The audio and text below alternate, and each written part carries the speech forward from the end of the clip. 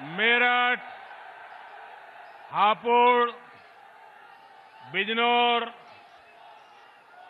मुजफ्फरनगर, बागपत, गाजियाबाद, नोएडा समेत पूरे पश्चिमी उत्तर प्रदेश से यहां पधारे आप सभी बहनों भाइयों को मेरा प्रणाम।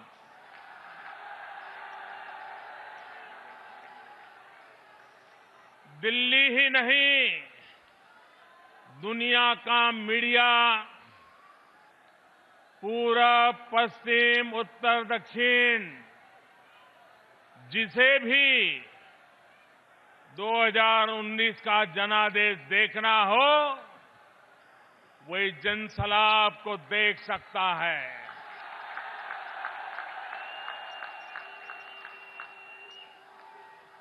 भारत मन बना चुका है। भारत के 130 करोड़ लोग मन बना चुके हैं।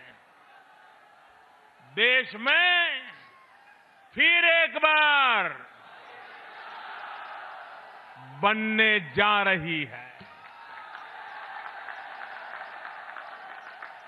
इस विशाल संख्या में पधारने के लिए मैं आप सभी का, भारतीय जनता पार्टी के प्रत्येक कार्यकर्ता, एक एक बूथ का इंतजाम देखने वाले अपने साथी का हृदयपूर्वक आभार व्यक्त करता हूं। साथियों, 2019 के चुनाव अभियान की शुरुआत मेरठ से ही शुरू करने के पीछे एक वजह है। 2019 का ये चुनाव हर देशवासी की आकांक्षा, मजबूत भारत के सपने से जुड़ा चुनाव है। वही सपना, वही आकांक्षा जिसे दिल में लिए 1857 में इसी मेरठ क्षेत्र में स्वतंत्रता के आंदोलन का पहला बिगुल फूंका गया था। इसी गौरवशाली परंपरा को निभाने वाले सुकमा के नक्सली हमले में शहीद शोभित शर्मा और पुलवामा में शहीद अजय कुमार जी को मैं एक बार फिर अपनी श्रद्धांजलि अर्पित करता हूं।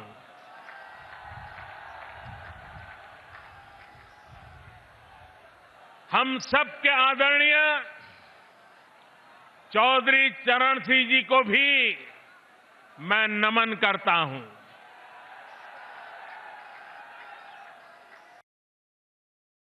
चौधरी चरण सिंह जी ने देश के लिए महत्वपूर्ण योगदान दिया। चौधरी साहब देश के उन सपूतों में से हैं जिन्होंने देश की राजनीति को खेत खलिहान और किसान पर ध्यान देने के लिए मजबूर किया। साथियों, 5 वर्ष पहले जब मैंने आप सभी से आशीर्वाद मांगा था तो आपने भरपूर प्यार दिया था।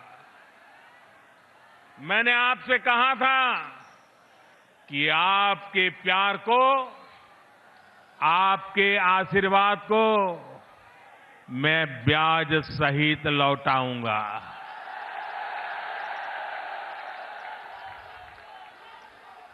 और मैंने आपको ये भी कहा था कि जो काम किया है उसका हिसाब भी दूंगा। और हां, अपना हिसाब दूंगा, साथ साथ दूसरों का हिसाब भी लूंगा।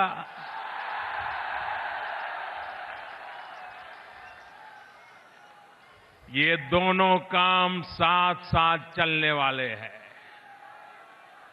और तभी तो होगा हिसाब बराबर।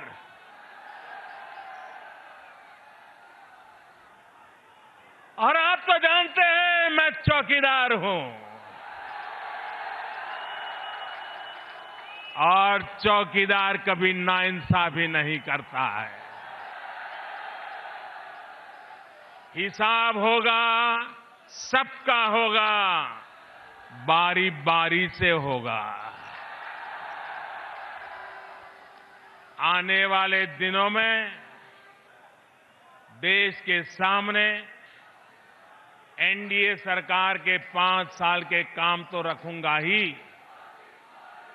अपने विरोधियों से ये भी पूछने की जब उनसे पूछूंगा कि जब आप सरकार में थे,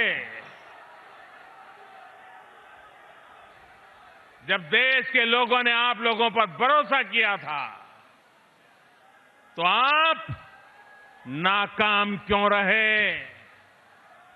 क्यों देश का भरोसा तोड़ा? साथियों, आज एक तरफ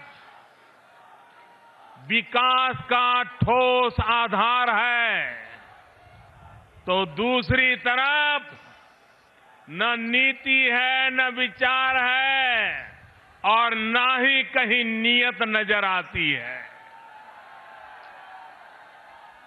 एक तरफ फैसले लेने वाली सरकार है, तो दूसरी तरफ दशकों तक फैसले टालने वाला इतिहास मौजूद है।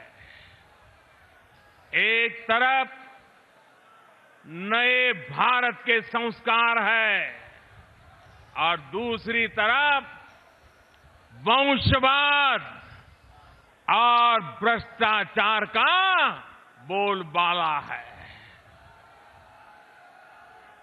एक तरफ दमदार चौकीदार है और दूसरी तरफ दागदारों की भरमार है। साथियों, हमारा विजन नए भारत का है, ऐसे भारत का जो अपने गौरवशाली अतीत के अनुरूप ही वैभवशाली होगा।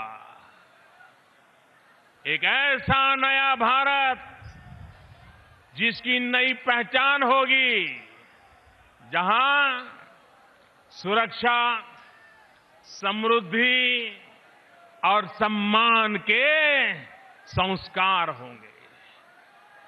सुरक्षा देश के दुश्मनों से, सुरक्षा आतंकवाद से, सुरक्षा गुंडागर्दी से,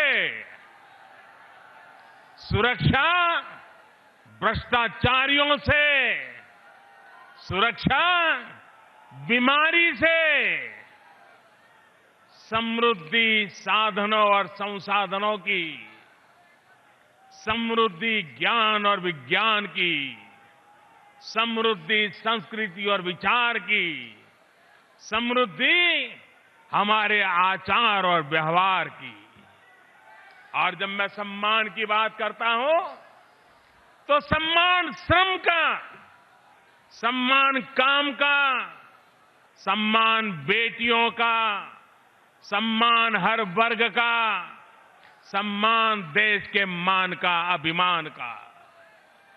भाइयों और बहनों, इस देश ने सिर्फ नारे लगाने वाली सरकारें बहुत देखी है, लेकिन पहली बार ऐसी निर्णायक सरकार भी देख रहा है जो अपने संकल्प को सिद्ध करना जानती है।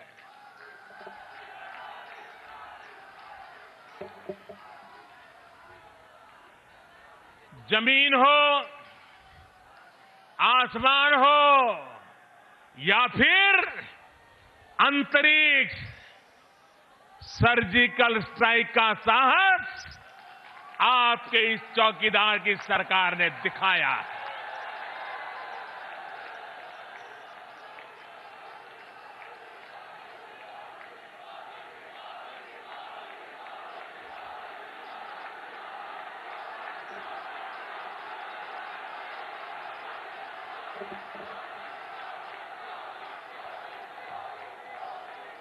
4 दशक से, 40 साल से हमारे सैनिक 1 रैंक 1 पेंशन मांग रहे थे। उसको पूरा करने का काम भी इसी चौकीदार ने किया।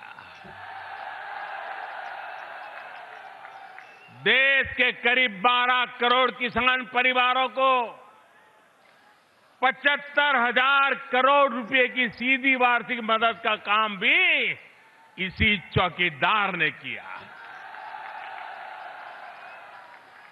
देश के लगभग 50 करोड़ गरीब परिवारों को हर वर्ष 5 लाख रुपए तक के मुफ्त इलाज की व्यवस्था भी हमारी सरकार ने की है। देश के जन धन योजना के तहत बैंक खाते भी हमारी सरकार ने खुलवाए हैं।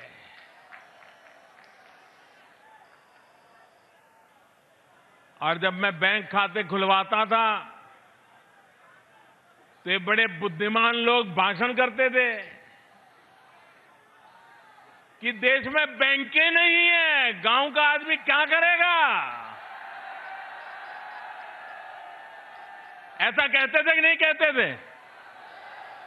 और आज वही कह रहे हैं जो लोग अरे गरीबों का बैंक का खाता 70 साल तक नहीं खुलवा पाए, वो कहते तुम्हारे खाते में पैसे डालेंगे।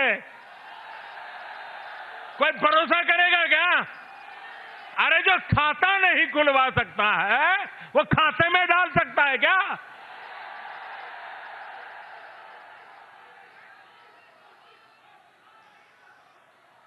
देश की 7 करोड़ से अधिक गरीब बहनों को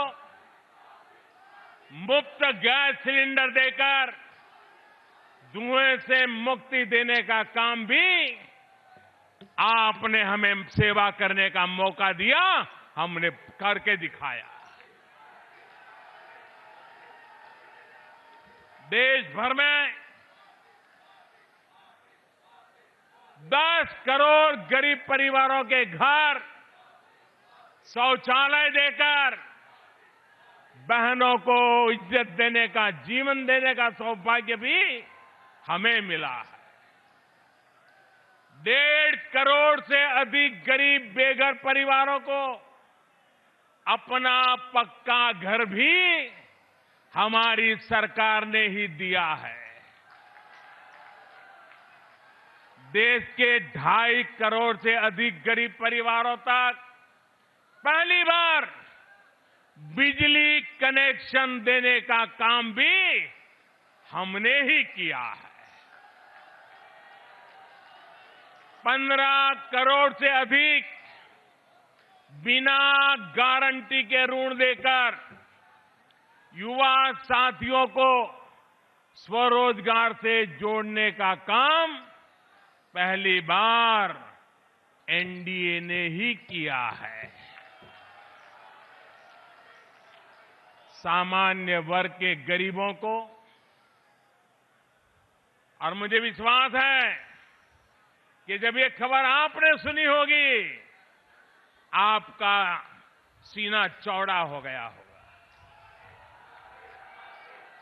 सामान्य वर्ग के गरीबों को 10% आरक्षण देने का ऐतिहासिक फैसला भी हमने ही लिया।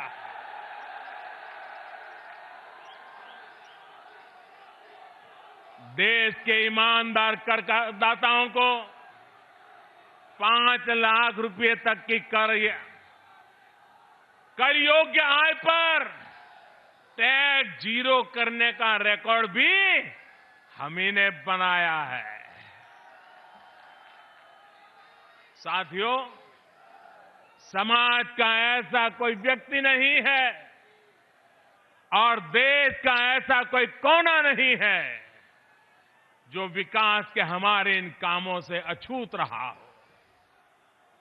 सबका साथ, सबका विकास की हमारी यही सोच है जिस पर नए भारत का निर्माण हो रहा है।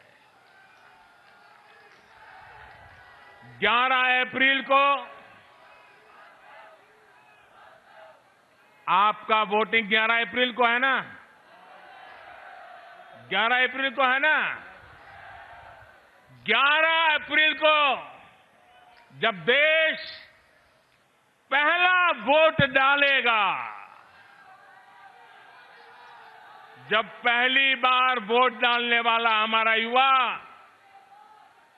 बूथ में जाएगा, तो वो ईवीएम पर कमल के निशान पर उंगली दबाने से पहले विकास की इस तस्वीर को लेकर के जाने वाला है। साथियों, आपके चौकीदार की सरकार ने जो हासिल किया है वो तब और साफ हो जाएगा जब 2014 से पहले के भारत, यानी आपके इस चौकीदार के आने से पहले की स्थिति से जब आप तुलना करेंगे। जरा एक बार उन पुराने दिनों को जरा याद करिए और मुझे बताइए, इन महामिलावटी लोगों की सरकार जब दिल्ली में थी तब देश में आए दिन बम धमाके होते थे कि नहीं होते थे? मैं दोबारा पूछूं, जब ये महामिलावटी लोग बैठे थे दिल्ली सरकार में, तब आए दिन देश में अलग अलग कोने में बम धमाके होते थे कि नहीं होते थे? ये महामिलावटी आतंकियों को संरक्षण देते थे कि नहीं देते थे? ये आतंकियों की भी जात और उनकी पहचान देखते थे कि नहीं देखते थे? उसके आधार पर तय करते थे कि आतंकी को बचाना है या सजा देनी है। बताइए भाइयों, ऐसा होता था कि नहीं होता था? मुझे बताया गया है कि यहां मेरठ में जो विरोधी दलों के उम्मीदवार हैं, उन्होंने आतंकवादियों के लिए करोड़ों रुपए के इनाम तक का ऐलान कर दिया था। याद है ना? आतंकवादियों को करोड़ों का इनाम। सोचिए, महामिलावट के लिए लोग किस हद तक जा सकते हैं। ये महामिलावटी लोग भ्रष्टाचारियों के साथ है कि नहीं है भाई? ये लोग भ्रष्टाचारियों के साथ है कि नहीं है? महामिलावटियों के राज में बेटियों को इंसाफ मिलता था क्या? मेरठ वाले तो बराबर जानते हैं। क्या बेटियों को इंसाफ मिलता था क्या? इनकी सरकार में गुंडे और बदमाश बेलगाम थे कि नहीं थे? क्या ऐसी महामिलावट के हाथ में देश सुरक्षित रहेगा? देश सुरक्षित रहेगा? देश सुरक्षित रहेगा? साथियों, मेरठ और पश्चिमी यूपी तो इनके कारनामों को भुगत चुका है। जब से योगी जी की सरकार आई है,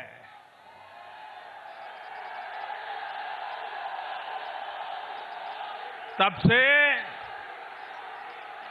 गुंडों और बदमाशों में डर है, भय है। बेटियों के साथ अत्याचार करने वाले आज 100 बार सोचते हैं कि नहीं सोचते हैं, क्योंकि आपके इस चौकीदार ने ऐसे लोगों को फांसी तक का प्रावधान कर लिया है। ये बातें मैं आपको इसलिए बता रहा हूं क्योंकि हम सभी मिलकर बीते 5 वर्षों में भारत को जिस स्थिति से निकाल कर लाए हैं, इसको और मजबूत करना है। देश को और मजबूत करना है कि नहीं करना है? देश मजबूत होना चाहिए कि नहीं होना चाहिए? मजबूत देश के लिए मजबूत सरकार चाहिए कि नहीं चाहिए? अगर इन महामिलावटी लोगों को ये जरा बराबर उत्तर प्रदेश के लोग समझ लें, अगर इन महामिलावटी लोगों को जरा भी मौका मिल गया तो ये देश उस पुरानी स्थिति में जाने में जरा भी देर नहीं लगने वाली। ये कितने बेचैन हैं, कितने बौखलाए हैं, ये 2 महीने से देश बहुत साफ साफ देख रहा है।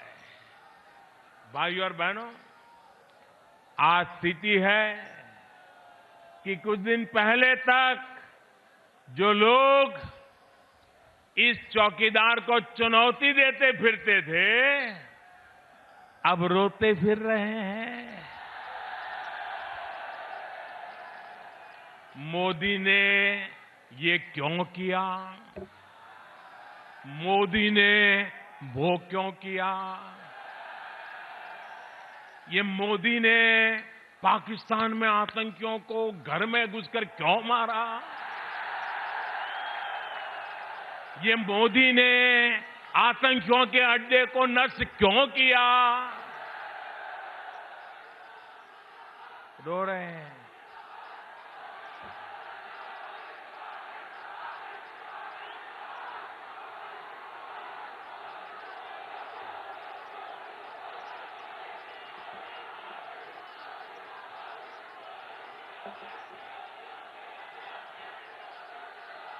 साथियों, एक गंभीर बात की ओर आपका ध्यान दिलाना चाहता हूं।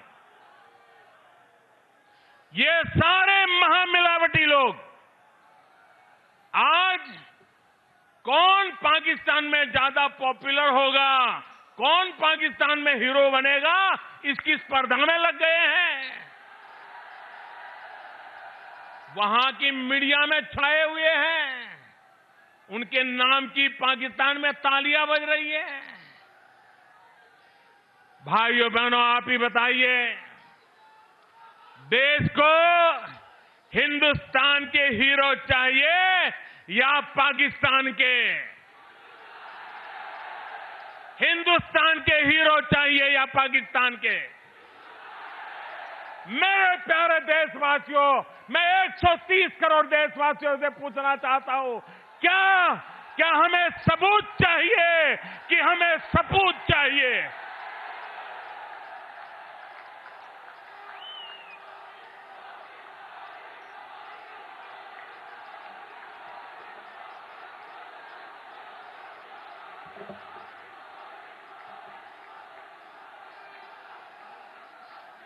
मेरे देश के सपूत, यही मेरे देश का सबसे बड़ा सबूत है।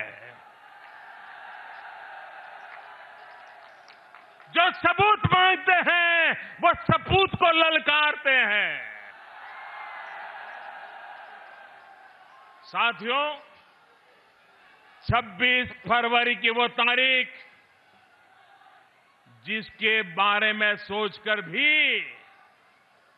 आतंक के सरपरस्तों की रूह कांप रही है। लेकिन पल भर के लिए सोचिए मेरे मेरठवासी, जरा सोचिए कि 26 फरवरी को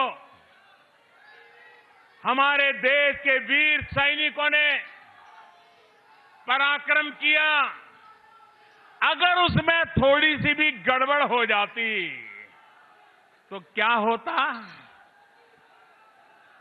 थोड़ा सा ऊपर नीचे हो जाता तो ये लोग मेरे साथ क्या करते? पुतले जलाते कि नहीं जलाते? मुझे नोच डालते कि नहीं डालते? मेरा इस्तीफा मांगते कि नहीं मांगते? काले झंडे निकालते कि नहीं निकालते? दुनिया भर की गालियां देते कि नहीं देते? भाइयों बहनों, आप बताइए, ये कोई चुप नहीं बैठते। और अगर ऐसा होता तो सारा दोष किसको देते? किसको देते? मोदी को ही देते ना? देते कि नहीं देते? भाइयों और बहनों,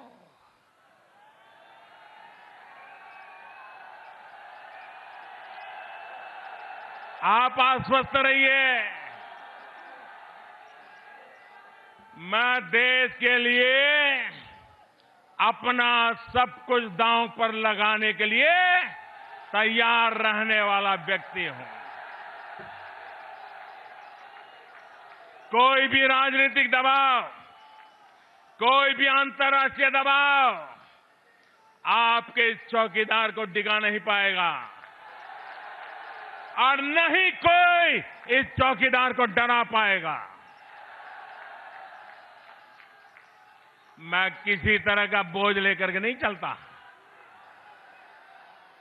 और बोझ रखूं भी क्यों? मेरे पास अपना है भी क्या?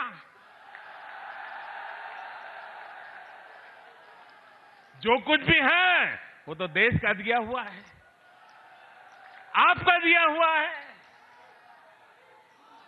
जो देश ने दिया, जितना दिया है वो बहुत कुछ है। अरे चिंता तो उनको होती है जो कुछ खोने से डरता है, जिसको वंश और विरासत के बारे में सोचना है। नियत में खोट उसकी आती है जिसको सिर्फ और सिर्फ अपने परिवारों के हितों के बारे में सोचना है। भाइयों और बहनों, कल भी आपने देखा होगा कैसे अंतरिक्ष में हासिल की गई हमारे देश की महान उपलब्धि को इन लोगों ने नजरअंदाज किया। कैसी कैसी बातें बोली, मैं तो हैरान हूं। मुझे तो उनकी बुद्धिमत्ता पर भी सवाल उठने लगे हैं। साथियों, अगर कोई, जरा आप ध्यान से समझिए, अगर कोई थिएटर में नाटक देखने जाता है तो वहां क्या सुनाई देता है? वहां सुनाई देता है, अरे वो चलो भाई सेट तैयार है क्या? अरे सेट रेडी है क्या? अरे भाई सेट लगा दो। अरे सेट लागू हुआ होगा गया कि नहीं? ऐसा आता है कि नहीं शब्द? थिएटर में जहां ड्रामा होता है वहां सेट की सजावट, नया सीन आएगा तो नया सेट, ये सेट शब्द थिएटर में बड़ा कॉमन होता है, बार बार सुनाई देता है। कुछ बुद्धिमान लोग ऐसे हैं, जब कल मैं ए सेट की बात करता था तो कंफ्यूज हो गए, समझे कि मैं थिएटर के सेट की बात कर रहा हूं।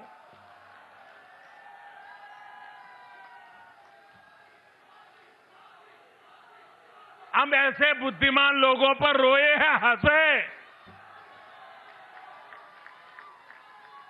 जिनको थिएटर का सेट और अंतरिक्ष में एंटी सैटेलाइट मिशन ए सैट का समझ तक नहीं है।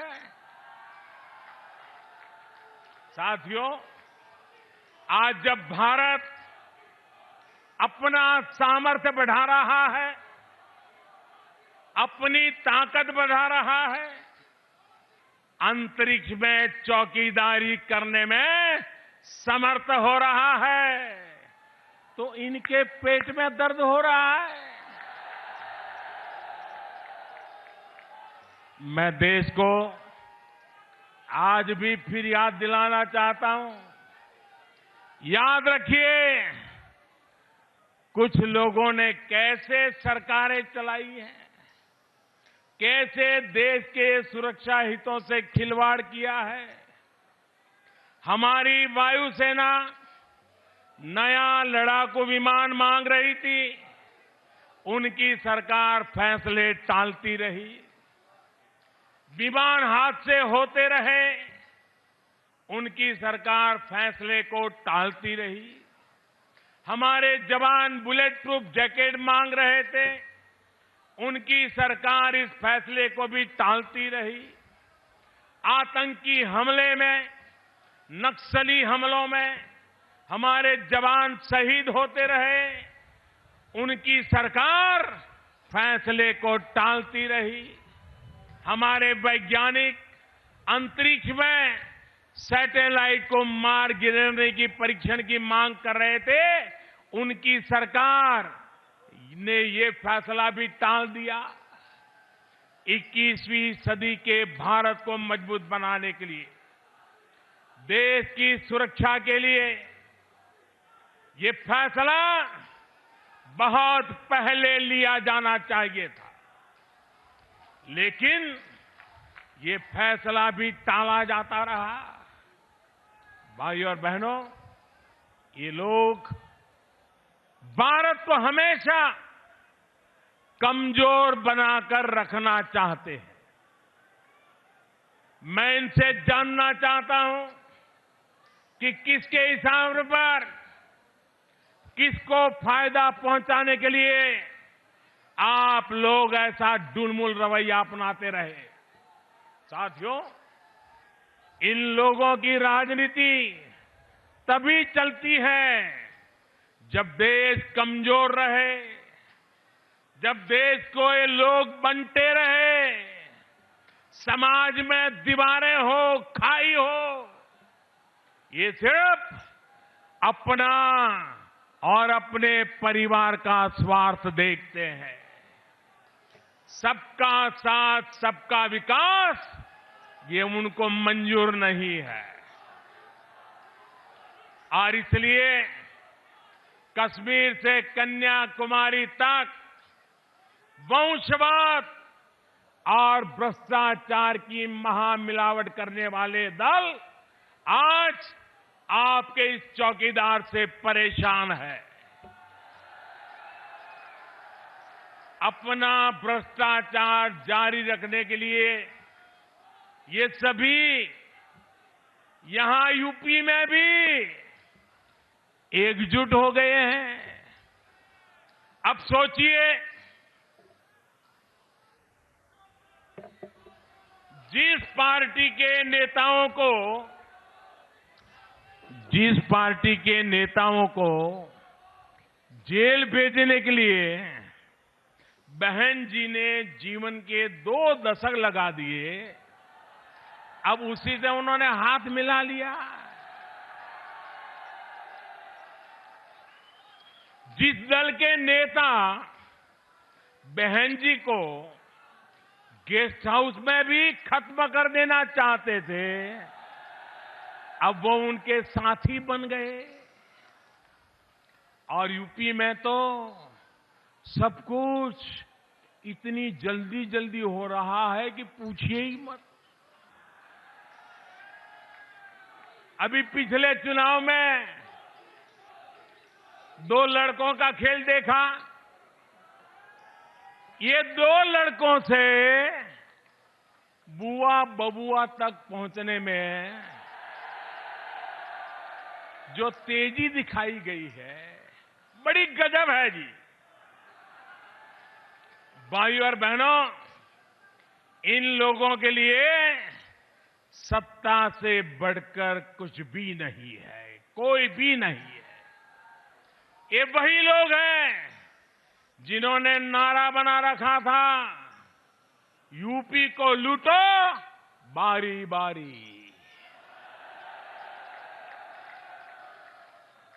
इसी नारे पर ये लोग बरसों तक चलते रहे, लेकिन साल 2014 में और फिर 2017 में यूपी के लोग इन्हें दिखा चुके हैं कि उत्तर प्रदेश को जातियों में बांटने की कोशिश अब सफल नहीं होगी। सब लोग जान गए हैं कि देश बचेगा तभी तो सभी समाज भी बचेंगे। इसलिए इस बार भी यूपी की जनता का फैसला 2014 और 2017 के चुनाव उससे भी ज्यादा शानदार आने वाला है। और मेरे भाइयों बहनों, ये याद रखिए, बोर्ड बदलने से दुकानें नहीं बदलती। सपा बसपा के शासन की पहचान यूपी के लोगों को दिया धोखा उत्तर प्रदेश के लोग भूले नहीं हैं। इनकी राजनीतिक महत्वाकांक्षाओं के दुष्परिणाम मेरे मेरठ को, हापुड़ को, कैराना को, मुजफ्फरनगर को सहने पड़े हैं, आपको सहने पड़े हैं। सपा के शासनकाल में हुए दंगों का देश, उसका दंश आप सब आज तक झेल रहे हैं। यहां स्थिति ये हो गई थी कि लोगों को अपना घर तक छोड़कर भागना पड़ा था। गुंडा राज किस तरह कायम था, आप इसके लिए भुक्तभोगी रहे हैं। मत भूलिए, ये वही लोग हैं जो 3 तलाक के खिलाफ कानून का विरोध करते हैं, जो कहते हैं कि 3 तलाक की वजह से महिलाओं की हत्या नहीं होती, कम से कम वो बच तो जाती है। क्या दिमाग है इन लोगों का? सोचिए किस तरह सोचते हैं लोग। मुझे ये भी पता चला है कि पिछले चुनाव में ऐसे ही लोगों के दबाव में मुस्लिम महिलाओं को वोट देने के लिए बाहर नहीं निकलने दिया गया। मैं हर मतदाता से आग्रह करूंगा, कितना भी दबाव हो, आपके वोट के अधिकार को जाने मत दीजिए। हिंदू हो, मुसलमान हो, भाई हो, बहन हो, युवा हो, शहरी हो, ग्रामीण हो, हर किसी ने वोट करना चाहिए। और इसलिए जो आप पर अत्याचार करते हैं उनके खिलाफ, अत्याचार करते हैं उनके खिलाफ, उनकी हरकतों को, उनके बयानों को आप भूले नहीं। उन्हें सजा देने के लिए 11 अप्रैल को अपने घर से जरूर बाहर निकले। भाई और बहनों, आप सभी साक्षी हैं कि कैसे इन्होंने यूपी के नौजवानों को भी धोखा दिया है, उन्हें भर्ती के नाम पर ठगा है। मेरठ सहित यूपी के हजारों नौजवानों का भविष्य कैसे कोर्ट कचहरी की फाइलों में दबा दिया गया था। मैं बधाई दूंगा योगी जी को, उनकी टीम को। उन्होंने इन महामिलावटी लोगों के पाप से बाहर निकालने का प्रयास किया। अब जो भर्तियां हो रही है उससे पश्चिम यूपी के हजारों युवा साथियों को लाभ हो रहा है। साथियों, यही स्थिति गन्ना किसानों की थी। मत भूलिए, बसपा के शासन में प्रदेश की चीनी मिलों को अपने कारोबारियों को औने पौने दाम पर बेच दिया गया था। बेचा था कि नहीं बेचा था? मत भूलिए, समाजवादी पार्टी के शासन में गन्ना किसानों को अपना ही पैसा पाने के लिए अपमानित होना पड़ता था, लंबा इंतजार करना पड़ता था। साथियों, हालत ये थी कि सपा की सरकार ने गन्ना किसानों का 35,000 करोड़ रुपए से ज्यादा का बकाया योगी जी के लिए छोड़ दिया था। इसका करीब करीब पूरा भुगतान हो चुका है। इसके बाद पेराई सत्रों का भी 22,000 करोड़ का भुगतान हो चुका है। उत्तर प्रदेश में तो इन महामिलावटी दलों वाली सरकारों ने हाल कर रखा था कि गन्ना किसान एक साल गन्ना बेचता था और उसका भुगतान उसे अभी कभी 1 साल बाद तो कभी 2 साल बाद मिलता था। अब भाजपा की सरकार में इस साल का पैसा इसी साल मिल रहा है। मुझे पता है कि अभी गन्ना किसानों का बकाया है, पर मैं आपको भरोसा दिलाता हूं कि आपकी एक एक पाई दिलाई जाएगी। यहां पर हमारे मुख्यमंत्री योगी जी है, वो आपकी एक एक पाई दिलाएंगे और बहुत जल्द दिलाएंगे। भाइयों और बहनों, देश का किसान हमारे लिए अन्नदाता है। किसानों के लिए ऐतिहासिक कदम हमारी सरकार ने उठाए। दशकों से लागत का 1.5 गुना समर्थन मूल्य देने की मांग आप सभी की रही है, उसको भी हमने पूरा कर दिया है। यहां आए अनेक किसान साथियों को भी पीएम किसान सम्मान निधि की पहली किस्त सीधे बैंक खाते में अब तक मिल चुकी है। जिनको नहीं मिली है, उसके खाते में भी बहुत जल्द पहली किस्त पहुंच जाएगी। अब तो दूसरी किस्त का समय भी आ गया है। इसी तरह साल में 3 बार हर फसल से पहले छोटे किसानों को हर वर्ष ये मदद मिलती रहेगी। यूपी के 2 करोड़ से अधिक किसान परिवारों को हर वर्ष ये लाभ मिलने वाला है। साथियों, मेरठ और पश्चिमी यूपी में किसानों के लिए, यहां के नौजवानों के लिए, कामगारों के लिए एक और बहुत बड़ा काम हुआ है। एक काम हुआ है कनेक्टिविटी का। मेरठ को आज से करीब 34 साल पहले ही नेशनल कैपिटल रीजन में शामिल कर लिया गया था, पर यहां की स्थिति क्या थी ये आप लोग बेहतर जानते हैं। भाइयों और बहनों, 2014 के बाद हमने इस पूरे क्षेत्र को तेज और आधुनिक यातायात से जोड़ने का बीड़ा उठाया। कुछ दिन पहले ही देश के पहले regional rapid rail transit system यानी RRTS का शिलान्यास किया गया। इस सिस्टम के बन जाने के बाद मेरठ और दिल्ली के बीच में मेट्रो रेल जैसा सिस्टम बन जाएगा। इसके साथ साथ दिल्ली से मेरठ को जोड़ने वाले आधुनिक हाईवे का काम भी अब पूरा होने को है। इन तमाम सुविधाओं से यहां से दिल्ली की दूरी करीब करीब 1 ही घंटा रह जाएगी। इसके अलावा मेरठ से प्रयागराज तक गंगा एक्सप्रेसवे समेत तमाम सड़क और हाईवे प्रोजेक्ट पूरे पश्चिमी उत्तर प्रदेश में तैयार हो रहे हैं।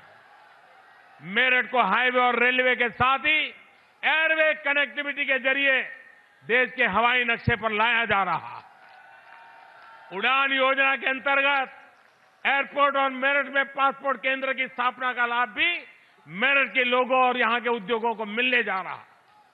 साथियों, यहां के लोगों का जीवन आसान बनाने वाले, यहां की स्पोर्ट्स इंडस्ट्री को मजबूत करने वाले विकास के सारे काम पहले भी हो सकते थे, लेकिन पहले की सरकारों की नीयत ठीक नहीं थी। मुझे खुशी होती है अगर बहन जी ने भी कभी मुझे चिट्ठी लिखी होती कि मेरठ में ये काम करना है, इस सड़क को बनाया जाना है, लेकिन उन्होंने ऐसा कभी नहीं किया। मुझे खुशी होती अगर अखिलेश जी ने गरीबों के घर का मुद्दा उठाया होता, गैस का सिलेंडर अधिक से अधिक लोगों तक पहुंचाए, इसको लेकर टेलीफोन किया होता, चिट्ठी लिखी होती। मुझे खुशी होती अगर चौधरी अजीत सिंह जी किसानों की समस्या लेकर कभी मेरे पास आते, मुझसे चर्चा करते, अपने सुझाव बताते। लेकिन इनकी मंशा तो सिर्फ जाति, पंथ, संप्रदाय, इसी से वोटों को साधने के चक्कर में ये हमेशा रहते हैं और यही काम वो करते रहते हैं। साथियों, आज वाकई चौधरी चरण सिंह जी के कितने दुखी होते होंगे। जिस गरीब के लिए, जिस किसान के लिए उन्होंने अपना जीवन समर्पित कर दिया, उसे सपा, बसपा और कांग्रेस द्वारा कितना नुकसान पहुंचाया गया है। खासकर कांग्रेस की तो किसान नेताओं से विशेष दुश्मनी रही है। यही वजह है कि आपातकाल के दौरान चौधरी साहब को जेल में डाल दिया गया था। चौधरी साहब को प्रधानमंत्री पद से हटाने में भी कांग्रेस की भूमिका थी। मत भूलिए, देश के एक और महान किसान नेता दीनबंधु छोटूराम जी के साथ भी कांग्रेस ने यही किया था। वो किसानों के लिए काम करना चाहते थे, इसलिए कांग्रेस ने उन्हें इस्तीफा देने पर मजबूर कर दिया था। ये मेरा सौभाग्य है कि पिछली साल मुझे रोहतक में सर छोटूराम जी की सबसे ऊंची प्रतिमा का लोकार्पण करने का अवसर मिला। साथियों, भाजपा सरकार चौधरी चरण सिंह जी, दीनबंधु छोटूराम के सपनों को पूरा करने के लिए काम कर रही है। देश का किसान मजबूत होगा, देश का गरीब सशक्त होगा, तभी देश भी मजबूत होगा। साथियों, लेकिन इन सब के बीच हमें सतर्क रहने की जरूरत है, जागरूक रहने की जरूरत है। भाइयों और बहनों, जब मैं 8-10 साल की उम्र का था, तब सुना करता था कि सरकार गरीबी हटाने के बारे में बात कर रही है। जब 20-22 साल का हुआ तो इंदिरा जी भी यही कहती रही, गरीबी हटाएंगे। इसके बाद भी 4-4 पीढ़ियां एक ही बात करती रही, वो तो आगे बढ़ते गए, गरीब गरीब होता गया, गरीबी बढ़ती गई। आजादी के बाद पिछले 72 वर्षों में कांग्रेस ने जीता गरीबों के साथ गद्दारी की है। उसे देखते हुए आज देश का गरीब ये संकल्प कर चुका है कि कांग्रेस हटाओ, गरीबी अपने आप हट जाएगी। गरीबी तब हटेगी जब कांग्रेस हर कोने से हटेगी। कांग्रेस का 72 साल का काम खुद अपनी गवाही दे रहा है। गरीब को धोखा देने के लिए, गरीब को गरीब बनाए रखने के लिए कांग्रेस ने जो जो पैंतरे अपनाए हैं, वो गिनाने लगे तो शायद महीने भर मुझे बोलता रहना पड़ेगा। मुझे पता है, गरीबों के साथ गद्दारी करने वाली कांग्रेस को देश का गरीब अब पूरी तरह हटाकर ही दम लेने वाला। भाइयों और बहनों, 1857 के संग्राम में जन जागरण के लिए कमल के फूल और रोटी का प्रयोग किया गया था। कमल को राष्ट्रीयता के प्रतीक के रूप में प्रसारित किया गया था। आज जब हम नए भारत का संकल्प ले रहे हैं, तो फिर उसी कमल के जरिए हम सबको एकजुट होकर आगे बढ़ना है। भाइयों और बहनों, जब आप सभी का समर्थन मिलता है, तभी एक मजबूत और निर्णायक सरकार बनती है। आपकी मजबूत और निर्णायक सरकार आपके लिए और आने वाली पीढ़ी के लिए एक नए भारत का सपना देखा है।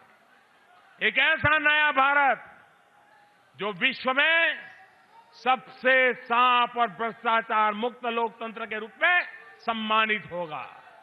एक ऐसा नया भारत जहां हर व्यक्ति को मूलभूत सुविधाएं उपलब्ध होगी। एक ऐसा नया भारत जहां हर एक व्यक्ति स्वस्थ, सुरक्षित और शिक्षित होगा। एक ऐसा नया भारत जहां हर व्यक्ति अपनी प्रतिभा को निखारने का मौका प्राप्त करेगा और उसके पास आगे बढ़ने के समान अवसर होंगे। एक ऐसा नया भारत जहां हर मां बहन बेटी को इज्जत की और सुरक्षा की जिंदगी जीने का अवसर मिलेगा। एक ऐसा नया भारत जहां हर किसान को यह महसूस होगा कि खेती करना लाभदायक भी है और सम्मानजनक भी है। एक ऐसा नया भारत जहां हर जवान को यह महसूस होगा कि उसके सम्मान के लिए पूरा देश उनके साथ खड़ा है। एक ऐसा नया भारत जहां हर व्यापारी को देश के किसी भी भाग में अपना काम करने में सहूलियत होगी। एक ऐसा नया भारत जो विज्ञान के क्षेत्र में विकसित देशों की बराबरी करेगा। एक ऐसा नया भारत जिसकी अर्थव्यवस्था विश्व की 3 सबसे बड़ी अर्थव्यवस्थाओं में शामिल होगी। एक ऐसा नया भारत जो आर्थिक और सामाजिक प्रगति में सभी नागरिकों की हिस्सेदारी होगी। भाइयों और बहनों, यहां के भाजपा के उम्मीदवार को दिया गया आपका एक एक वोट, आपका एक एक वोट जब भी आप कमल पे बटन दबाएंगे वो सीधा सीधा मोदी के पास पहुंचने वाला है। साथियों, मेरठ से और मैं आपसे ये भी कहना चाहूंगा,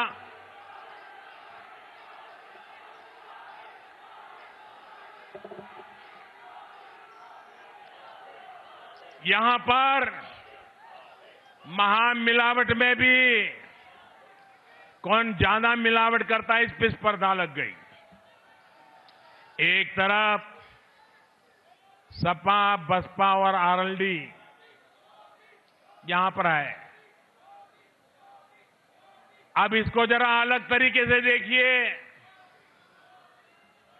सपा का स, आरएलडी का र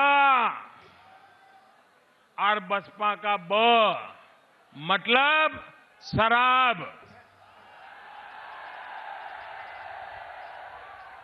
अच्छी सेहत के लिए शराब से बचना चाहिए कि नहीं बचना चाहिए? उत्तर प्रदेश की अच्छी सेहत के लिए शराब से बचना चाहिए कि नहीं बचना चाहिए? अच्छे भारत के भविष्य के लिए शराब से बचना चाहिए कि नहीं बचना चाहिए? तो सपा, आरएलडी, बसपा, ये शराब आपको बर्बाद कर देगी।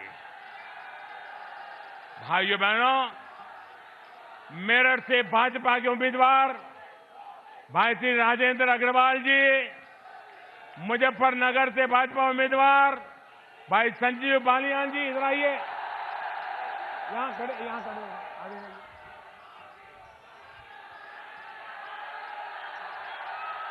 बागपत से श्री सतपाल सिंह जी, बिजनौर से कुंवर भारतेंदु सिंह जी,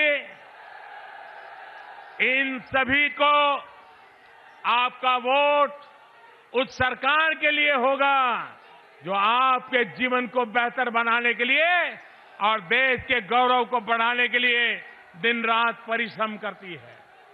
आप मुझे देश को भ्रष्टाचार और काले धन से मुक्त कराने के लिए आशीर्वाद दीजिए। आप मुझे देशवासियों की सुरक्षा और इज्जत बढ़ाने के लिए अपना आशीर्वाद दीजिए। उत्तर प्रदेश को शीघ्र ही उत्तम प्रदेश बनाने के प्रयासों को और अधिक बनाने के लिए अपना आशीर्वाद दीजिए। मेरठ क्षेत्र के हर घर परिवार में खुशहाली लाने के मेरे सपने को पूरा करने के लिए आप सब अपना आशीर्वाद और वोट भाजपा को दीजिए।